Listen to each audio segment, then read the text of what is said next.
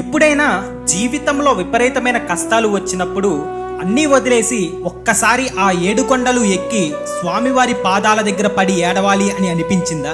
అయితే ఈ వీడియో మీకోసమే. తిరుమల అనేది కేవలం ఒక గుడి కాదు, అది కోట్లాది మంది భక్తుల ప్రాణం. అలిపిరి మెట్లు ఎక్కేటప్పుడు తగిలే చల్లని గాలి, దారి పడుగున లక్షలాది గొంతుల నుంచి వినిపించే గోవింద గోవింద అన్న నామస్మరణ మన మనసులో ఉన్న వందల టెన్షన్లను, కష్టాలను ఇట్టే మాయం చేస్తాయి.